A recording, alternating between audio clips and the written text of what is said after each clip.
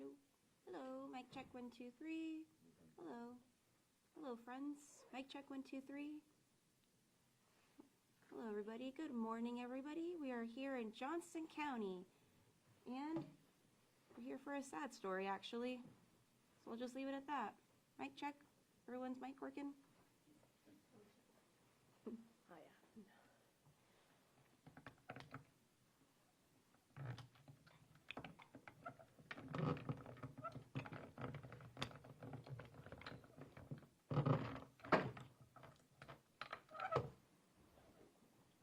Where is that?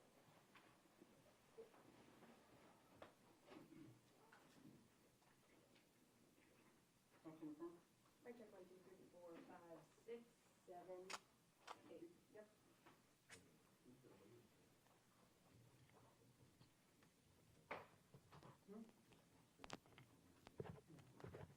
Can I tape to your? Thank you.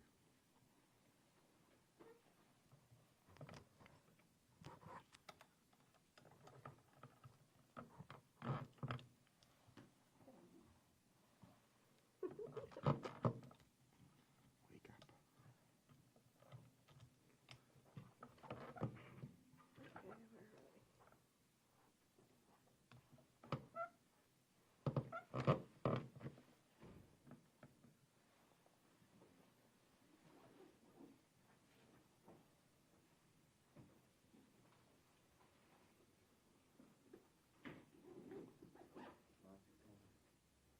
Here, so we won't all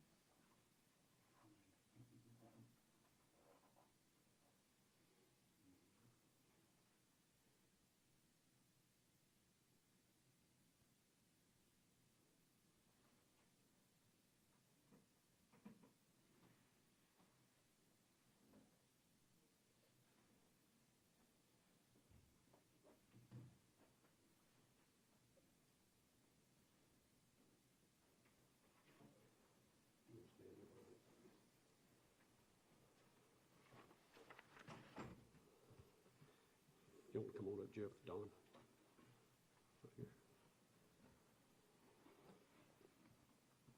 Good morning, ladies and gentlemen.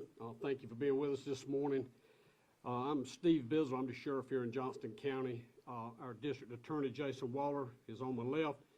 Chief Deputy Jeff Caldwell is on my right, and the CID investigator and the captain of the CID division, Don, is also on my left here.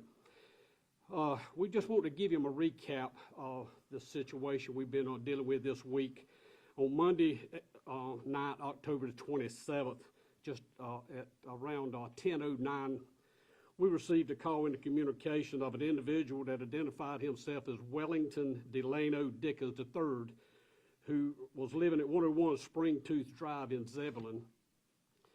Mr. Dickens stated he had killed 4 of his children, and pretty much they were in the trunk of his vehicle there in the garage at the home. And that his 3-year-old son was there with Mr. Dickens in the home at that time. Deputies responded, located Dickens and the 3-year-old son at the residence. DSS was called. The 3-year-old son was alive, and DSS took the son for medical evaluation, and I can share with you that he is safe. A preliminary investigation believed to be what was human bodies in the trunk of the vehicle located in the garage, as Dickens had earlier said. The victim appeared to have been deceased and in the trunk of that vehicle for some time. Detectives were called and a search warrant was obtained. Our investigation, folks, determined that 6-year-old Leah Dickens was the first child killed by her own father, and that death was believed to have occurred in May of 2025. Zoe Dickens, the second victim, was 9 years of age, and it is estimated that her death occurred in August of this year also. Wellington Dickens IV was his father's 3rd victim, being killed in late August or early September. The 4th victim was Dickens' stepson, Sean Brassfield, who was killed sometime in September as well. All the children in the home were apparently homeschooled. Investigators with the Johnston County Sheriff's Office, the State Bureau of Investigation, and the State Medical Examiner's Office are continuing this investigation. The bodies were removed from the trunk yesterday and are at the Medical Examiner's Office for an autopsy. Wellington Dickens III is charged with 4 counts of murder in the death of his daughter Leah, his daughter Zoe, his son Wellington Dickens IV, and the murder of his stepson, Sean Brassfield. He is currently in the Johnston Detention Center without bond. Investigators also learned that Wellington's wife had died on April the 21st of 2024. On this date, deputies arrived at the same address to assist EMS in a call there. Deputies determined that 37-year-old Stephanie Ray Jones was found deceased by Wellington Dickens III. It was learned Miss Jones was 3 months pregnant and had experienced excessive bleeding the night prior, but refused to go for medical treatment. Investigators responded that night to the scene, continued the investigation, and it was determined Miss Jones died from the complications from a miscarriage, and doctors ruled her death as natural. This is an active and ongoing investigation with the possibility of additional charges being filed.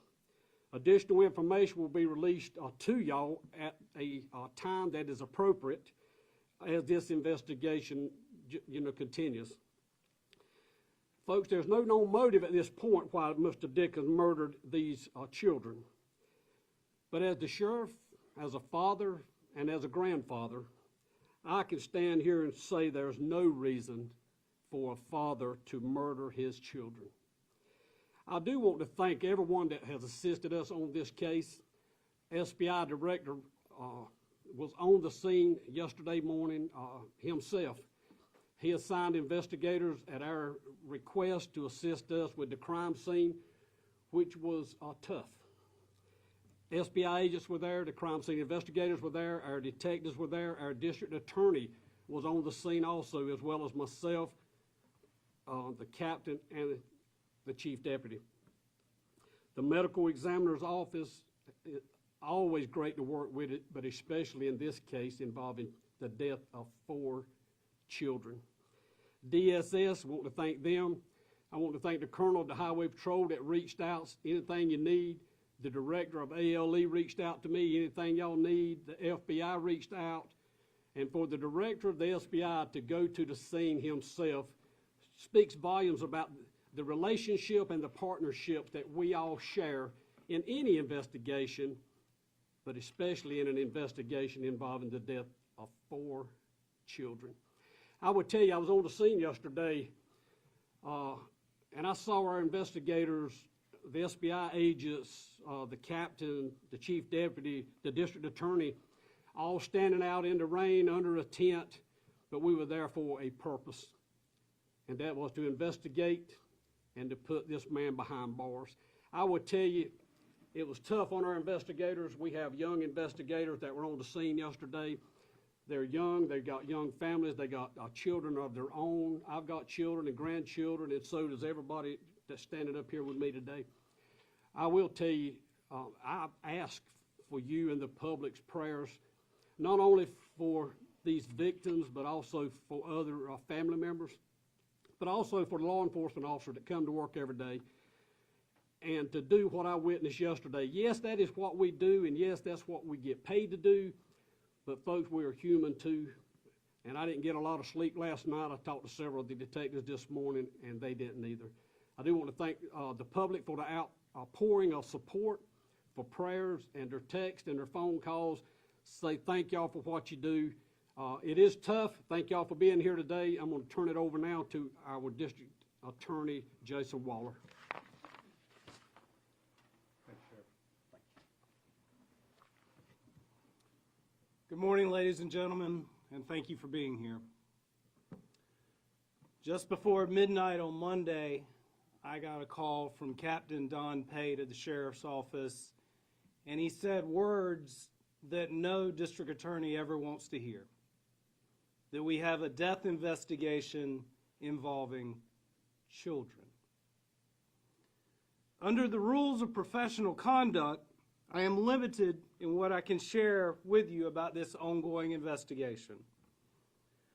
However, I want to speak to you today not only as the District Attorney of Johnston County, but as a father and a member of this community. My heart breaks for these children who have been subject to violence and murder, and for everyone who loves them.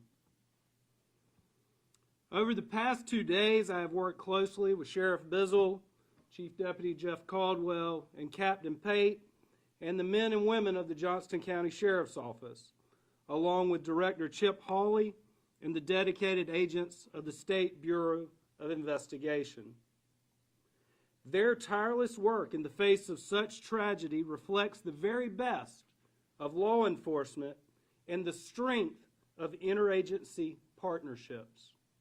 Together, they are conducting a thorough and professional investigation to uncover the truth and to ensure accountability through the justice system. Thank you, Sheriff, for your work. Thank you for putting the children first and our community first. As we continue to move forward, I join our entire community in mourning the loss of 4 innocent lives. The outpouring of love and support for these children has been overwhelming, and I want to assure you that those expressions of care and your calls for justice have been heard. At this stage, the investigation remains active and ongoing. When the investigation is complete, my office will review the evidence and carefully proceed in accordance with the law and the facts.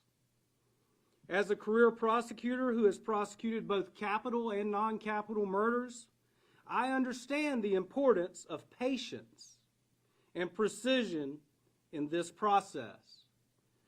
Justice is not achieved through haste, but through diligence, integrity, and unwavering commitment to the truth. The loss we face is unimaginable. The responsibility before us is great. And I can promise you this, I recognize the horror you are all experiencing hearing about this crime. And my office will honor the memory of these children by pursuing justice with strength, compassion, and the respect for the rule of law. Thank you again for being here. We're going to take a few of the questions if you've got some, as was both said by myself and the DA. This is an active, ongoing investigation, and we're kind of reluctant to say more than we've already said. If you've got a few questions, if we can assist you, we will. Are there any plans to exhume Mr. Dickens' wife's remains? Not at this point. Dewan Hogar, WTVD. Yeah. You mentioned just the separation of dates for the deaths of these children. Were they all believed to be in the trunk at the time of their deaths, and were their bodies intact? I would tell you, due to the ongoing investigation, that's a good question, but I would tell you we're going to be holding that right now. Just more about the timing. Was that information that you learned from Mr. Dickens? That is information that we received from interviews. Yes. And based on the preliminary investigation, do you know the cause of death at this point? How is it? The medical examiner's office is going to assist us with that, and they have been great to work with too. And we understand Mr. Dickens did call 911. Do we know what led him to call 911? We're hearing reports that maybe he was being blackmailed of sorts, or? No, I think my personal opinion is something got to him, and he was just ready to give it up, ready to turn himself in, and pretty much called and said, I'm here with my little 3-year-old son. I killed my 4 children. Their bodies are in the trunk of the car. I'll be glad to go outside and wait for deputies. I'm not armed. I'm just ready to do what's right. And was that interaction pretty, when you all showed up to the scene, did he appear to be cooperative, or? Absolutely. I know you mentioned that the children were homeschooled, but have you learned about anybody else trying to reach out to them since they started going missing? There was a call made by family members in the past, but that apparently went returned. We did canvass the neighborhood yesterday. Detectives went from house to house, talked to everyone, got any information we could get. It appears there wasn't a lot of activity at the house in the past. They, were homeschooled. The mother had died, and I guess the father and the kids were living in the house, and they're in conditions that are unimaginable. Yes. The father of the 18-year-old, have he reached out to you guys? Have you talked to him about it? Have you been kind of reach out to his son and talk with him? Don? We're still in the process with obtaining that. He is in the military, and we're still trying to get records for that at this point. Could you tell us more about that call that was made by family members? I'm sorry? Yeah, could you tell us more about that call that was made by family members? I would tell you, after the district attorney and staff gets a chance to review the call in detail, we will discuss releasing that call in a timely manner. Have you ever seen a case like this before? Not exactly like this. We had the case, the Warren children outside of the town of Princeton back in the early 2000s, and that one still sticks in my mind today. But even that case, there was the death of 3 children. In this case, you got the death of 4 children that was conducted by the father and the stepfather of one of the kids. So, what father wants to kill their own kids, Just a sad day. And you mentioned the conditions of the home as well, just as a father, as a grandfather, when detectives first arrived to that home. How did it feel? What was your reaction to seeing that? Don, I'll let you speak to that. Upon arriving, there is an odor there that was obvious of decay when we arrived. The conditions of the home were not well kept, but it wasn't too bad inside there. So that's kind of what we saw when we arrived. You can tell that some activities, criminal activities happen inside the residence, not at the vehicle. What about the trunk when you saw that? We weren't able to tell a whole lot there just from time and just the process of death. So that's part we're just having to find out from the medical examiner through their assistance. Can you explain what you mean by there's evidence of criminal activity? We just had evidence where scenes have been attempted to be cleaned up inside. What happens now to the surviving child? DSS will have a process, and they will determine that. That will be something they will have in their control. Any idea as to how these deaths were able to be concealed for so long, and if DSS had any involvement with this family prior to just the other day with this youngest child? I can't speak to any process that DSS has been. I'm not aware of that, but I think they were just very secluded. They just stayed inside.